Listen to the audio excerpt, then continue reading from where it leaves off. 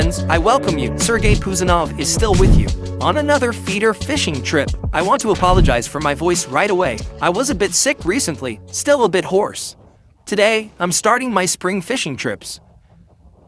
As you can see, the weather is against us right away. So I think the catch will either surprise us, in a good way, or in a bad way. But it will definitely surprise. This is the Moscow River area. As you can see, the level is still low, but literally in 3 to 4 days, according to my observations, the water level will rise to summer levels, which is about, I'm 1.84 meters tall. Probably almost 2 meters more in depth will be added. But when the water is low in the spring period, the fish definitely falls into the channel ditches. A couple of days there was good weather, as always, until I turned on the camera. The fish was at a depth of about 3 to 4, maximum up to 5 meters. Today, we'll try to find it. Today, we'll try to catch it. Let's see what we can get out of this. As always, you're with me, so make sure to give a thumbs up and write comments and let's see what we can catch. Time to mix the bait. My bait mix today isn't quite simple. It's probably more interesting. As always, it's uniquely composed.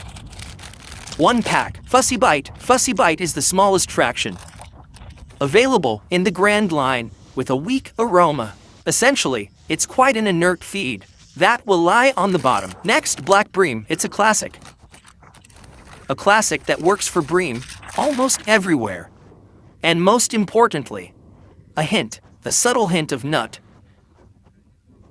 with a barely noticeable aroma of chocolate. Fussy Bite is vanilla, and this chocolate vanilla mix with a nutty hint is a great thing. It works on almost all bodies of water. But since this is the Moscow River, and here, the water temperature is completely different, probably around 12 degrees already. The fish are all ready to spawn. I've caught all the perch, some of them. And Bream too. Well, except for Roach probably. Roach occasionally came across quite rough, also ready to spawn, so the water is relatively warm. I added Bream River. It's a bright cinnamon scent, which Roach loves, including Bream, very eagerly. Essentially, all the aroma was based on this. And there was also chocolate syrup. I didn't add it. I thought that I'd better make an unmoistened feed for such a depth and add it in the process, but in fact, I didn't add it. Used concentrates that I added to the cut.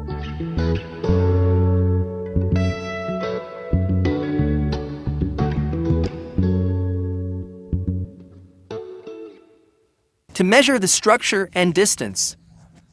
To determine where the fish are. Today, we will use an echo sounder, GPS beacon. GPS is an add-on that appeared quite recently. It's a novelty, that helps to fully render maps for spots that are unknown to you or for searching promising spots. You can walk along the shore and draw a map for yourself. After that, it will just stay permanently on your phone.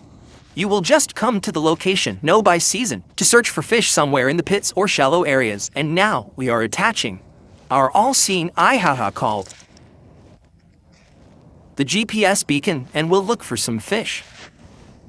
The main thing is to make sure all clips are removed from the reels, so that there's no scary breakage. And in the spring period, now the desire to get into the water is very low. It would be good to use shock leaders or lines with a breaking load of about 7 kilograms. Then you are guaranteed everything will work out. No break-offs. You won't experience any breakages. Wow, the first cast. So, what are they going to tell us today? The weather is against us. Let's see what's up with the fish. Oops. And there it is, right away. At maximum cast, we hook the fish. But pay attention, the fish isn't at the bottom. It's not a feeding fish, so this isn't clearly its dining area. And don't forget that the echo sounders show us a picture. That's practically a photograph. That means the echo sounder has already passed, so the fish is somewhere behind. And also the most common mistake among amateurs is, after their echo sounder detects a fish, they think that they just, that the fish is there waiting. No, as I explained, it's just a snapshot of the fish swimming under the sensor. That is, the sensor passes at the bottom, and accordingly, the fish also goes upstream. Therefore, it's essential to make 3 or 4 casts to ensure that the fish was indeed in this area. moving and so on. Here's already an exit. Yes, it's clearly visible, and you can see the exit by the water pattern. What do we have at the exit? From the depth, there's no one on the rise. Let's make another cast.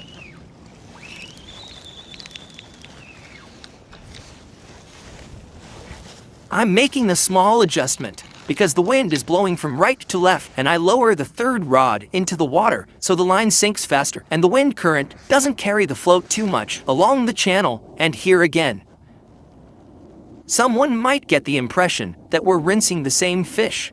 No, it's just that in this tier, the fish definitely moves. And at this distance, visually, it's about 39 to 40 meters. Strange that there's no one right under the slope. And another important nuance: rotate the reel as slowly as possible. So this is the kind of speed. When the ball is scooping and dangling, it won't show you the absolute precise structure. It will smear and blur it. It will seem to you that it's kind of super slippery, soft on the visual. So we turn slowly, no rush. Let it drift a bit. It's no big deal. Next cast will do even more to the right. Yes, again, no one at the top. Even more to the right. There's some kind of line drawing there too. We hit it directly now. Very strange that at the top part of the edge, there's no one. But we'll still take advantage of this moment. We'll bait the closer range for sure. But the main focus, according to the device, is the long distance. Long distance definitely rules in terms of fish quantity, most likely long leaders, since the fish are bottom-dwelling. Whoops, and look, there's some kind of fish up there. Well, it's really tiny, but we'll take it into account anyway. We'll consider it. We'll work at two distances because we're not lazy. Let's see where the fish reacts better.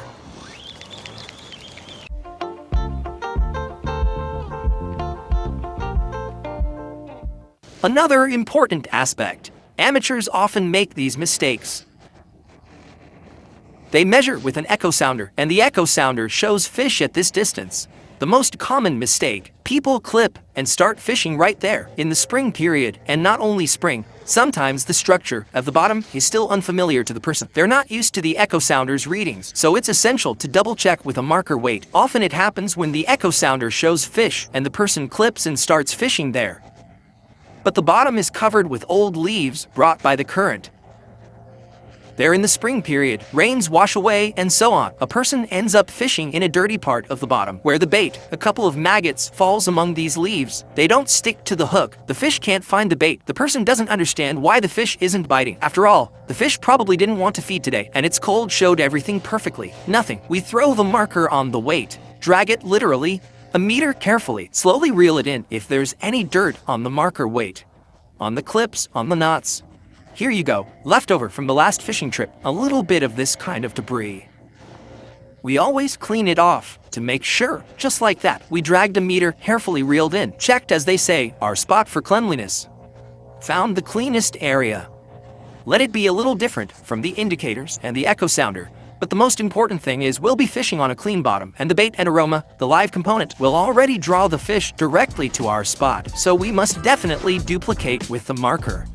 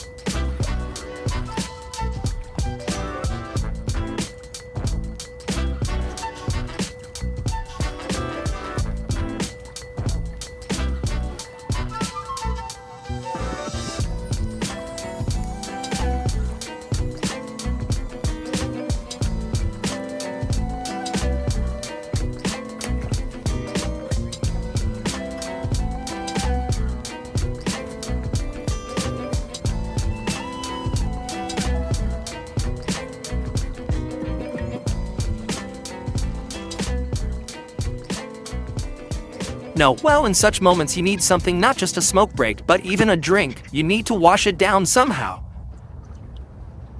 Wow, so from the start, From the start, accordingly, I fed the far point first. Then closer, so to start according to the instrument readings, what it showed at a long distance, more fish, well, and I fed the closer spot.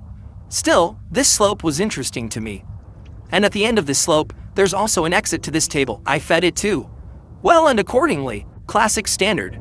I always work with 2 points. The first point was fed, the far one started from it.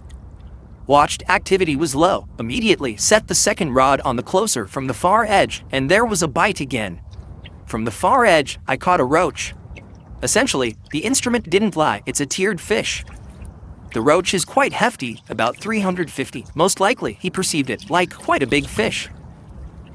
From a close distance, to my surprise, a bream. Weighing 350 to 400 grams, then the close spot just goes silent. There's this kind of swaying. I lift it and a very thin, light hook, with which I always start, since the first fish that comes is usually small. There won't be any bonuses. I just lift it, realize it's a train. Not news to me. In this location, I've caught carp in the spring more than once, and it's present here. And accordingly, with such a hook, it's hopeless. Now this close one started twitching. From a close distance, just some kind of, I don't know, horse-like tugs. Now it's also, this is just wild behavior. After that, accordingly, when I lost on the close one, at a long distance, just a burst. A crazy perch arrives. Haven't seen a single perch all winter. A decent perch showed up. After that, a couple of casts, I cut the maggot. Switched to pure maggot cutting. In the bait, just 3 maggots. Again, some kind of serious rocking. Again, a train. This time already gathered with Nastia, just broke the leash. More precisely, they with Nastia, and all the leashes are 0.95, not designed for such horses. Although I handled carp normally, the main thing is for the hook to hold, and accordingly, after such annoying losses there. And accordingly, breaks, well, you need to somehow reprofile. As they say, the hooks are already serious. Can't bend them. We're already switching the bait. Well, now also to the distant. No, this is the near one. 3 maggots worked. All these trains, respond best to maggot bait. The hook here still remains on the near side. Not super experienced. This is a grand feeder in the 16th number. If another carp gets caught, I think we won't have a chance to fight. Because the rod at this distance is medium class, up to 70 grams elastic. I think I can handle it. With the drag, I've already probably not used it for 9 years. Therefore, I engage the reverse on the reel and then work freely. I've done such procedures more than once. I fought with the carp just fine. Well, as I said, fishing is not quite usual. The most important thing is all creatures remain alive, but there is one rule. Sit and fiddle on 2 working fronts. An adventurous idea you might miss somewhere. Either on the far or near side, just can't hold the fish. Therefore, while actively carrying, the first tray of bait is already all in the water. Need to catch up on sleep and continue while it's like this. The first hour, you could say. In terms of bites, everything is great, but as for the abandoned net, not so much. No big deal, the first hour, look, the long cast again. You still did it so well, so skillfully. Forgot to mention, oh my, I also forgot to mention the most important thing for you. On the bank, there were a lot of casts from the start. 10. Without bites, without contacts, the tip didn't reflect this at all. Just pulled out a bare hook without bait. Well, Bream don't do that. It's most likely some perch, or something like that. So the 90 centimeters leader immediately turned into a 50 centimeters leader, and contact appeared right away. Oh my, that's awesome. Do you know what kind of roach? It's just awesome. That's cool. Super spring-like. It's great, and the weather is starting to cooperate with us a bit, so we can catch something. Some really decent spread. Here are 2 breams. Carp and those locomotive perch. so it's not all that gloomy yet. Now we'll decide on the boundary where we'll work. Or maybe we won't decide at all, and again this distant nonsense. What to do? That's what I'm talking about that I kind of don't like. Fishing with 2 rods. For one simple reason, chasing 2 hares. But while I was rearranging all these things, they kind of flew by, as if they passed. Yeah, we'll have to decide. I think I'll probably tinker in this format for another 20 minutes, and then we'll see what happens next.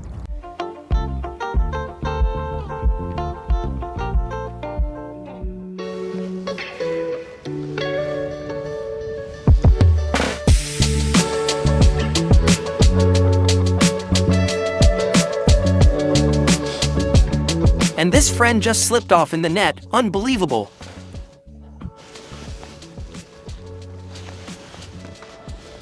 Like this. Also searching along the bottom. As you can see, it's feeding. While the distance on the roach started to bear fruit. Here's such a lush bundle. A little bit of cutting in the feed. An open feeder is a must. Tried closed ones. Non-working scheme for one simple reason that still. The sonar showed us that the fish are higher. And if the fish are higher, closed feeders. Goodbye. So the classic form and forward.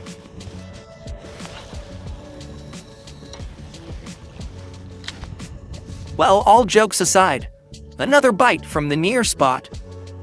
A cool bite, lifting the fish at the point was lost, increasing the hook. Specifically, 2. Size 12. 3 maggots, let's try to get these. Big fish out. The scheme works very well there. 1 maggot like a stocking and 2.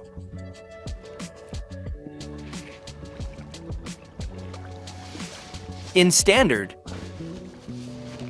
Just some kind of madness. There are actually good fish there. But we can't get them out yet. Well, no big deal. We'll try to figure it out now.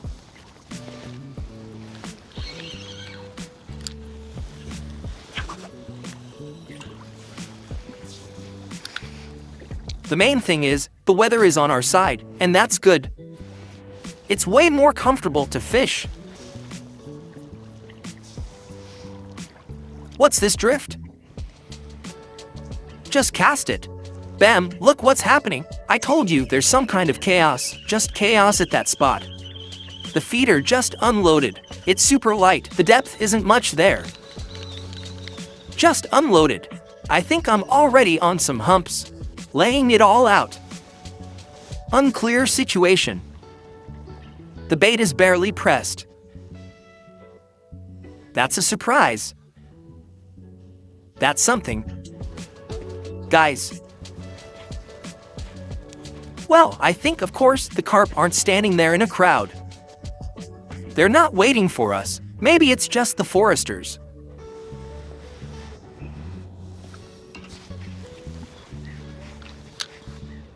Well, that was really cool just now. Ha ha ha. Well, I told you, spring fishing always has some nuances.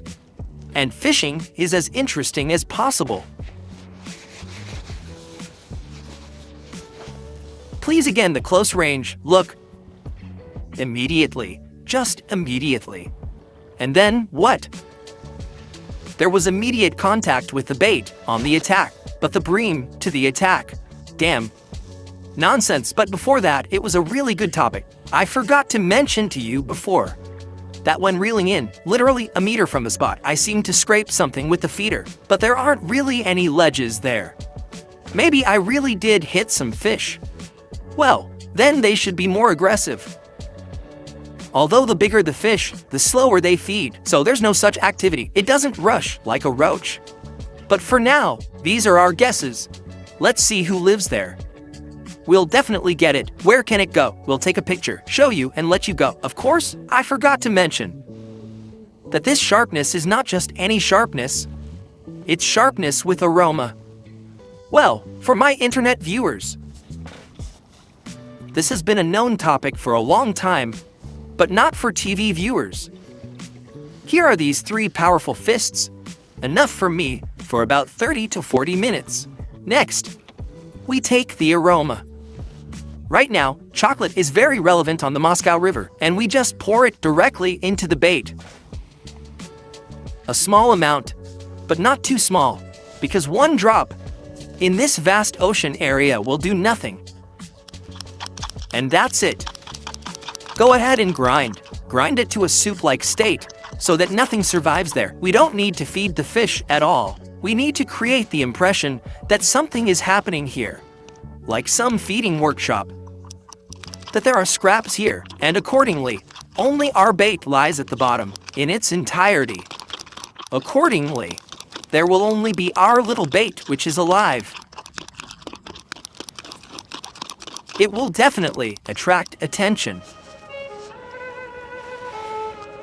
Oh, a little distance.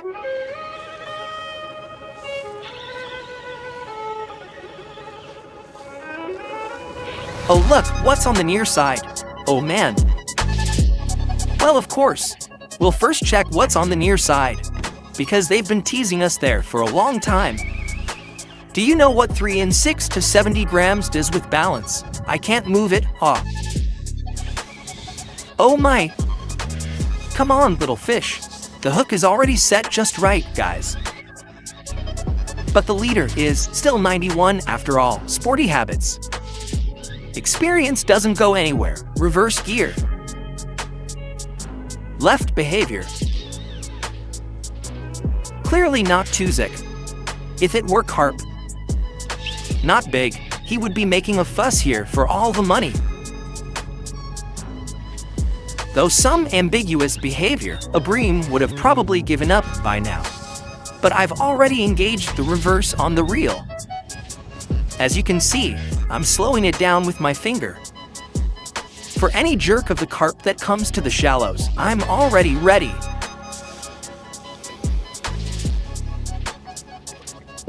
Come on, show yourself to us, Barmaily. There you have it, the close one. He's just swimming. I'm slowly pulling him towards the Bream.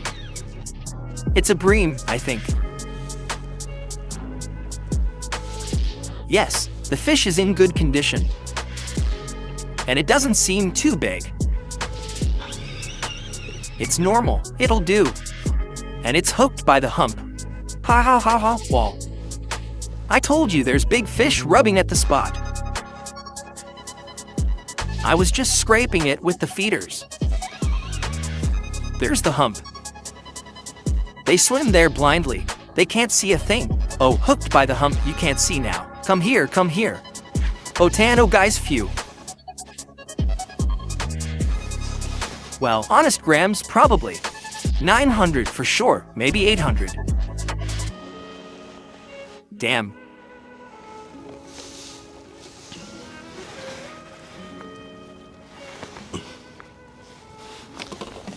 And the hook slipped off. Funny. Ha ha ha, it was right here on his withers.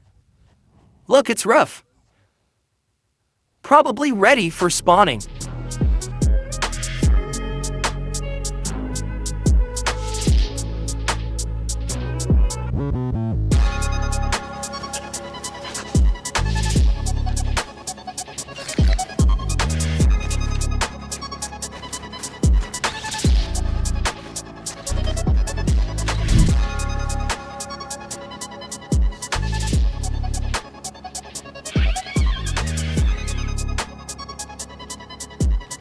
Yeah, what is it?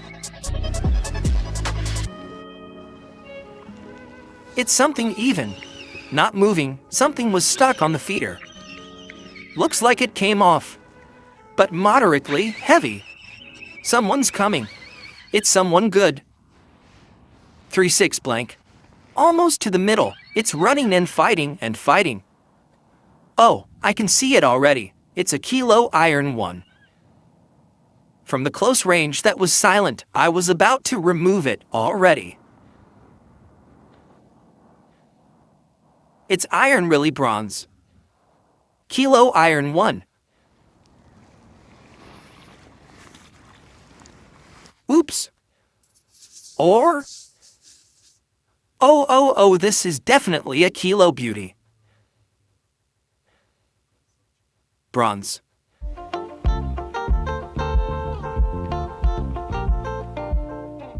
Well, in the third part, everything was more interesting.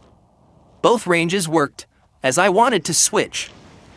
But for some reason didn't. The close range went silent. Essentially, it didn't bother me. Stood normally, periodically recasting it there, every 5 minutes maximally enlarging the bait, to try to catch some big fish there. That didn't work at all, neither the Moffless nor the maggot presentation. The spot was just silent. The long range was unfolding very well. I was already ready to remove the close range, but decided to do some feeding. Feeding from 3 feeders, purely chopped maggot, and again, the spot lit up.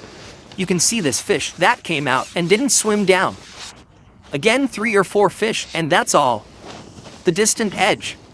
I bumped into something there, some stones. During the measurement, there was indeed some stone ridge. I was fishing behind it. You can see somewhere I got stuck there. Now I'll do a remeasurement accordingly. Most likely I'll return. The weather is definitely on our side now. The fish are also on our side, so it's time to take off the membrane. Great membrane and great clothing format. You just wear membrane clothing. That helps with wind protection, water protection with a warming fleece layer inside. I wore fleece pants today.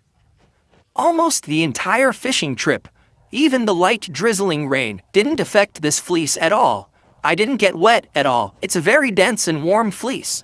I wore this fleece in winter at -30. And honestly had no problems at all. Even to be honest, thermal underwear, fleece and the suit were also from this company Graph. Up to -50 I constantly walked unzipped, even in a blizzard. In my social networks there are photos as proof. When everyone else walks, they walk and freeze. I always go around with my coat open, even in a blizzard, so make sure to dress properly. To avoid getting sick, fishing is cool, but you don't need to get sick. Well, let's try to do some magic now. Let's try to feed the distant spot again, because the close spot feeding worked. Let's try to do the same with the distant spot. I think we can spend another hour on this, because the bait is disappearing before our eyes. Don't forget that when working with 2 spots, you need to prepare the bait in a decent volume, which means at least 3 kilograms. And for today's fishing with extra feeding, we could probably add 4 kilograms. I think an hour will be enough for me. We don't have a task to fill the entire net. The fish are biting chaotically and periodically, but the main thing is they are biting. And most importantly, it's frustrating that all the morning bonuses were lost. Well, let's try for another hour to see if anything comes, while I get ready to redo the setup, the close spot. Already, with the fish again, I can honestly say, neighbors to the left and right, someone just arrived. Someone was already sitting. They're looking at us very oddly, because they're sitting waiting for a bite. But you need to feed, work with live bait. And then, definitely, everything will be great. Use 2 rods as intended. One for searching, the second works on the spot where the device has already shown fish presence. And then, everything will be super.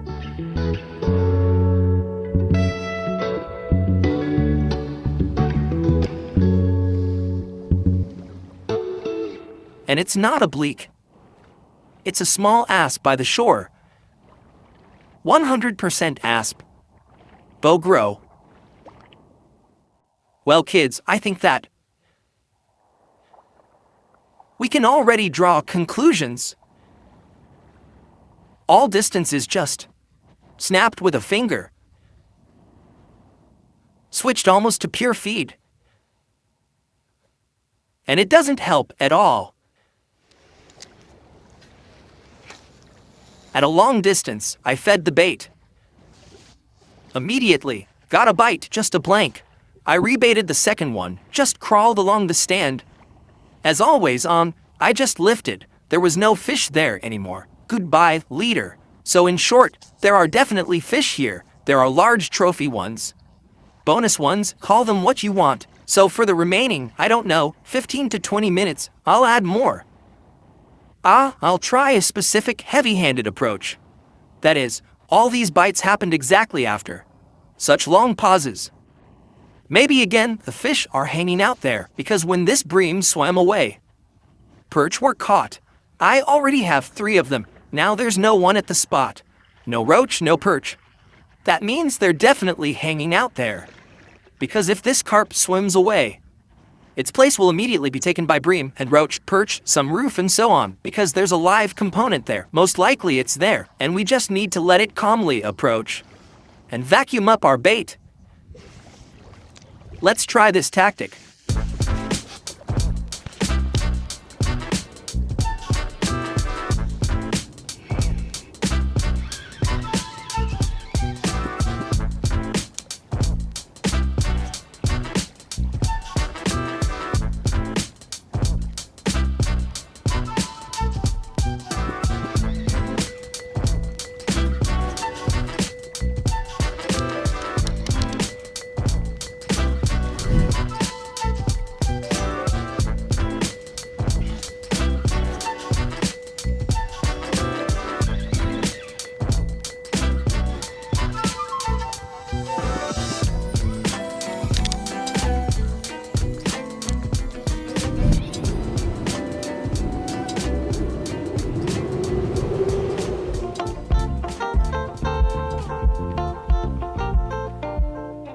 Let's guys probably look at the fishing results because the weather is starting to act up again.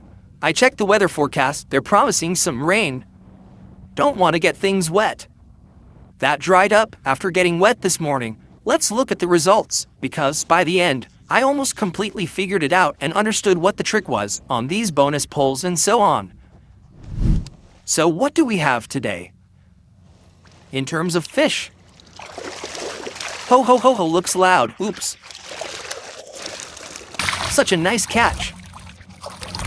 I must say about 8 kilograms, or maybe 10 in total. It's definitely noticeable here.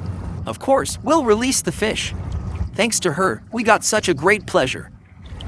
And most importantly, guys, in the end, I understood what the trick was. These trendy bends, these stylish jerks of the rod from the spot, and so on.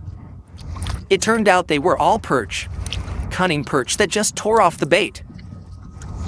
A good indicator was that the bait disappeared from the hook, and as you know, bream have no teeth, and carp don't have them either.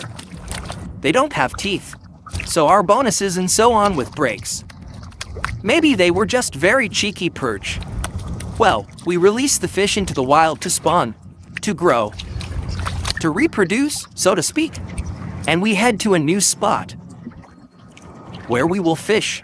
What kind of fish you'll find out by watching the new episode. And this was Puzanov with you. Thank you for watching. Like and subscribe from you and the viewers. See you next time. Bye.